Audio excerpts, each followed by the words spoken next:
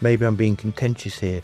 The difficulty is the housing market appears to be at the whim of politicians. My personal view is that the housing market is not fit for purpose. When I bought my first house, the amount of the mortgage multiple that I needed to wages was significantly lower to that multiple now. Welcome to the All Things Property podcast with me, Simon Bacon of Preferential Properties. Every week, Ian Sadler and I will delve into all things property. We'll guide you through with friendly, no-nonsense advice. Ian, Simon. So following on from our last episode where we talked about the state of the housing market and our thoughts, certainly in respect of lettings, this episode of the podcast is going to focus on the sales market and what we see as where the market is now and what we think the market might be doing in the future. So an area of your expertise, I think. And a bit of crystal ball gazing rather than the usual navel gazing that perhaps you might entertain yourself. So shall we get on? It's going downhill. Where do you think the housing market is in respect of sales? Stagnating's too strong a word. I think treading water is a better one. I think it's reforming itself, and the next iteration will be maybe January next year, perhaps. What will that iteration look like, do you think? Well, people need to accept the changes, and which happens all the way through history and property, doesn't it? People come to terms with the changes, that becomes the norm, and they deal with it from there.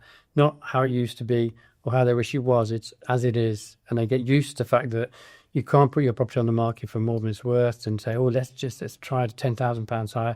You have to be realistic about it. And I think it's when this budget's done in November, people have December, January to think about it. So spring next year, I think it'll reform itself, perhaps. In what way? A more stable, realistic approach to it from vendors and agents. I have limited experience, but there are agents who are known to overvalue to get instructions, which I think is still an endemic problem. In fairness, that's the biggest bugbear that I have is, you go in to do a valuation and when you talk about the state of the housing market, my personal view is that the housing market is not fit for purpose. It's not fit for purpose in terms of the way that we sell property, the affordability of the housing market, and, once a sale has been agreed, how things move forward. Now, there is some talk, I think in the last week, the government have indicated that they want to revisit the whole conveyancing market, and there's talk of going back to, are we going back to the market of, that dreaded word of hips? But there has to be something that means that when a property is agreed, a sale is agreed, that there is a likelihood that sale is going to progress through to completion. And for me, that's, the whole British or English, I should say, housing market is in a real state of flux. My personal view, you hit on it. My personal view is people selling property have to be realistic. If they want to sell, they have to be realistic. And this age-old problem of agents going in order to get the instruction, they woo the vendor with a high price. It sits on the market, they get a few viewings maybe, and then the price gets reduced, same agent reduces the price, bang bang bang, until they get to a point where all of a sudden they start getting interest in it.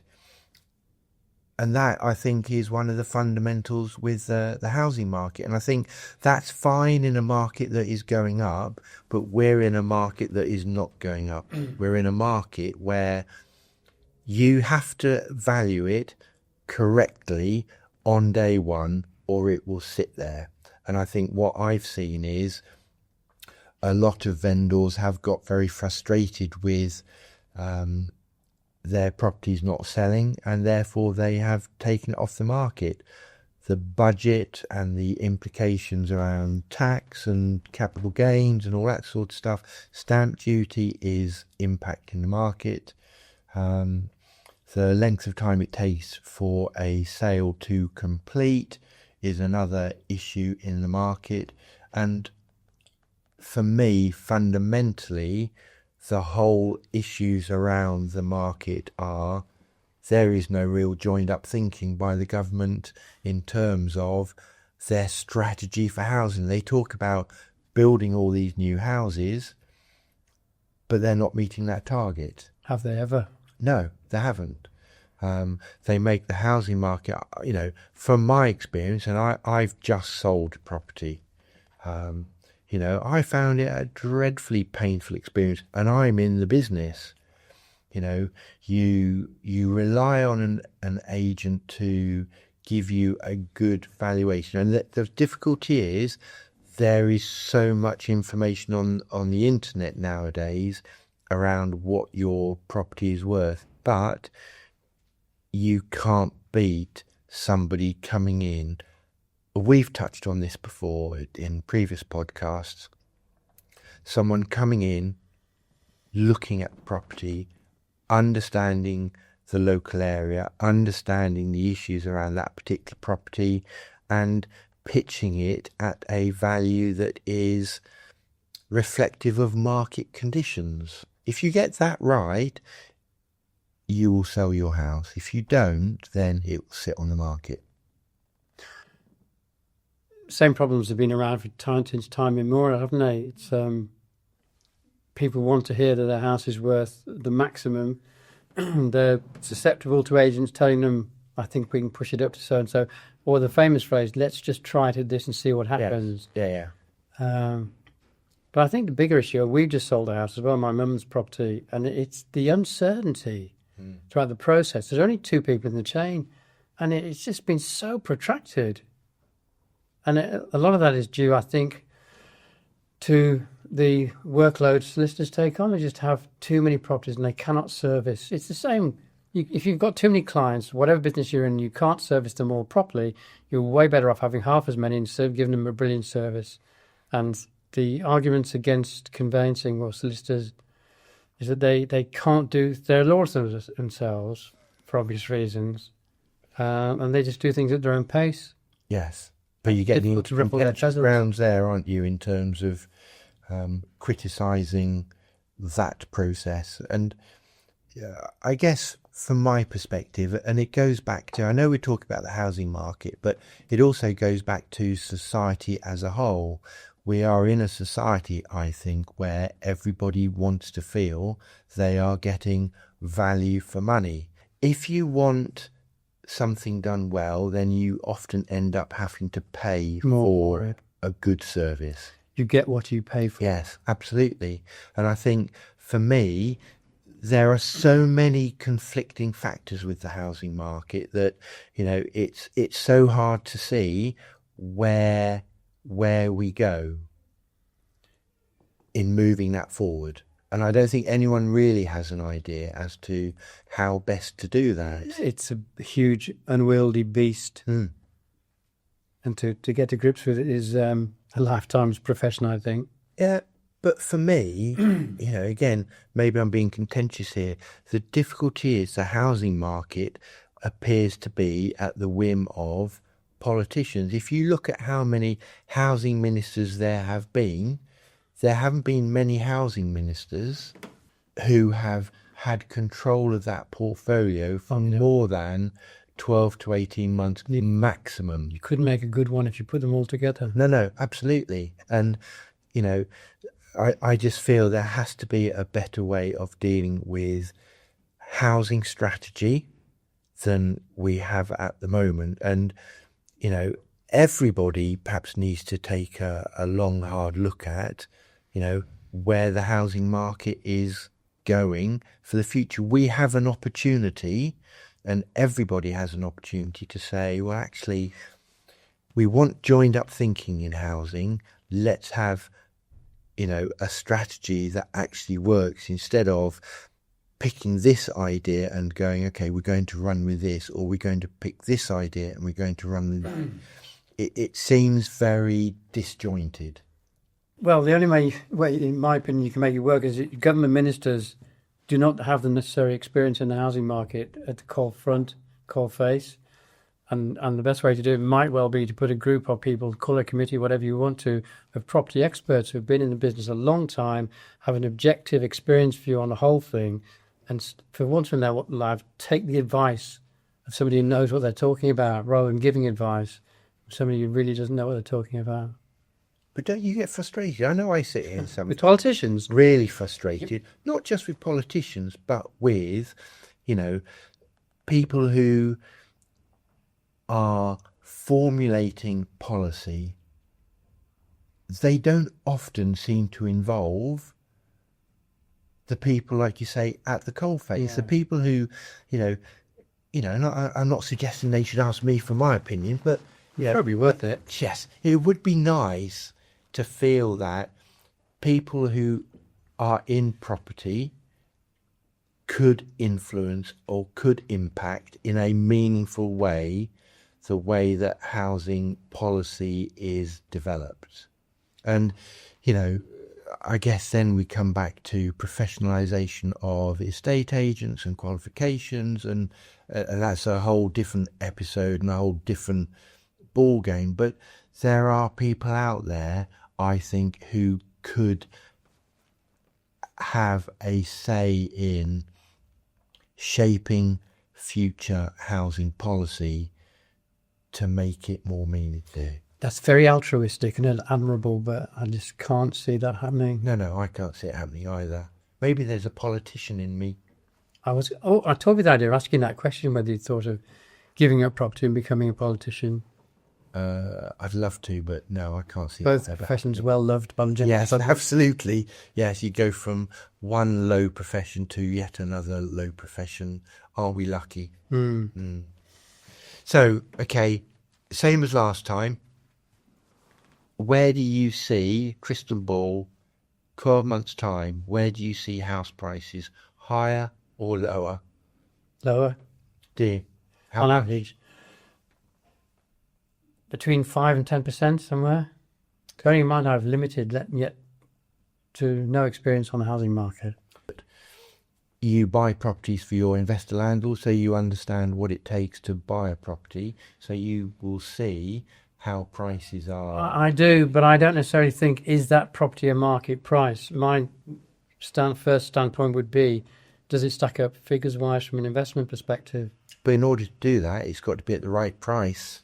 So it does come back to, I know you say you look at it from a different perspective, but ultimately the asking price of the property is the driver for all the other aspects of it. Well, it's part of it, but you take into account the rental levels you can achieve and the deposit you put down are all the variable factors, as well as the price.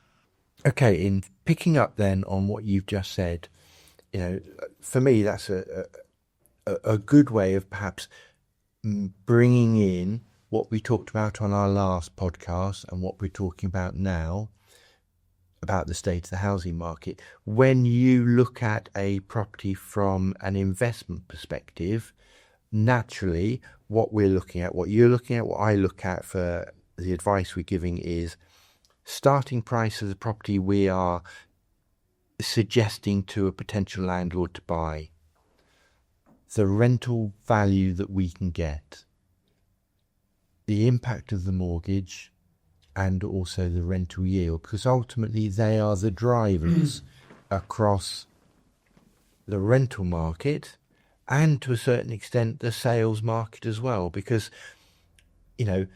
wrong price, wrong rent, nothing happens. It has to be the right price. Yes, so that's the starting point, isn't it? You have to have a house.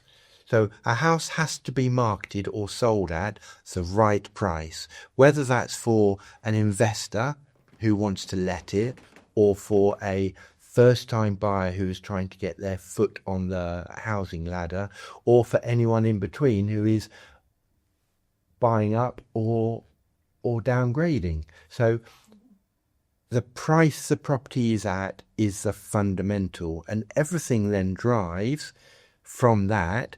But from our perspective, from the letting side, the rental value then also determines whether there's going to be supply or not.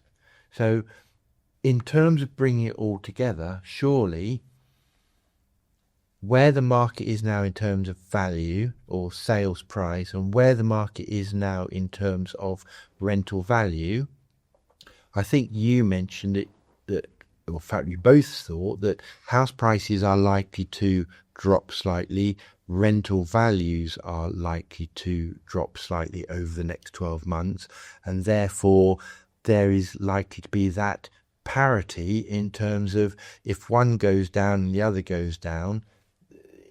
It's similar.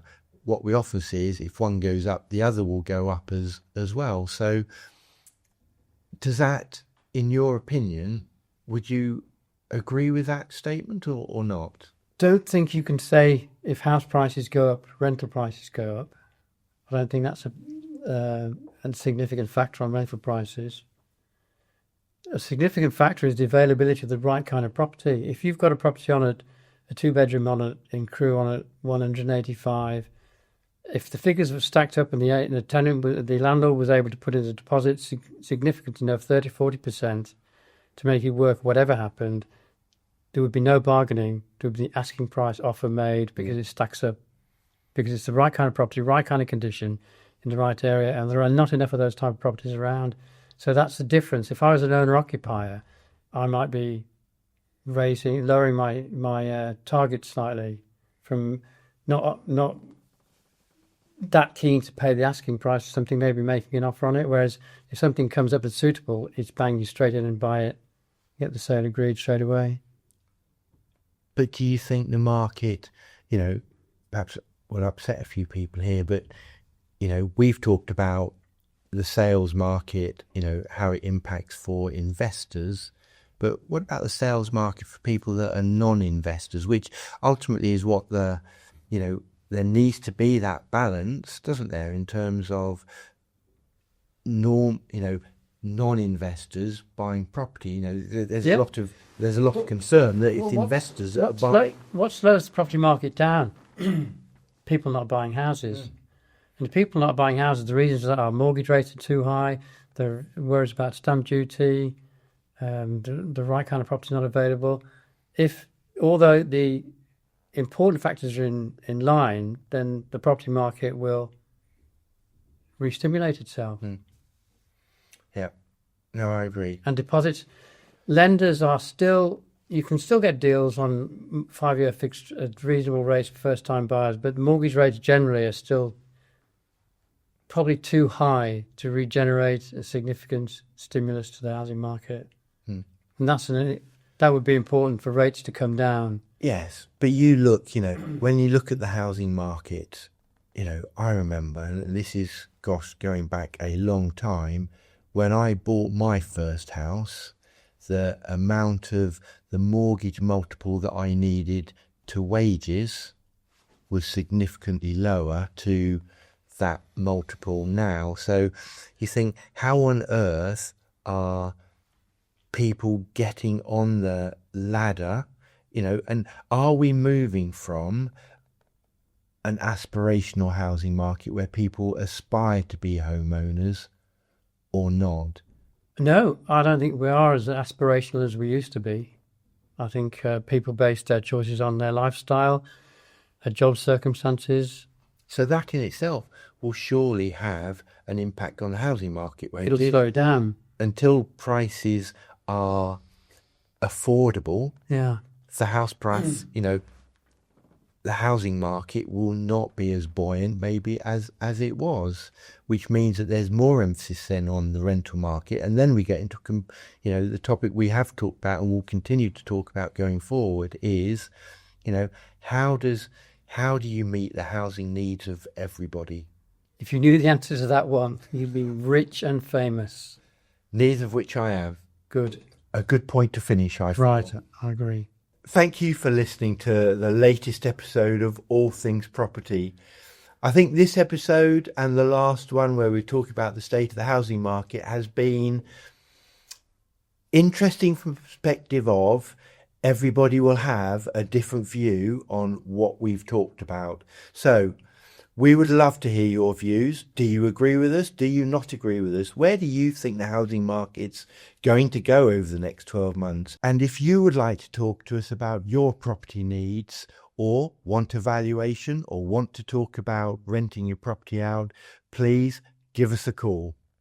Thank you for listening. Thanks for tuning in to this week's episode of the All Things Property podcast. If you found this episode useful, don't forget to subscribe, like and share. These things really help us reach the people who need to hear this advice. See you next week.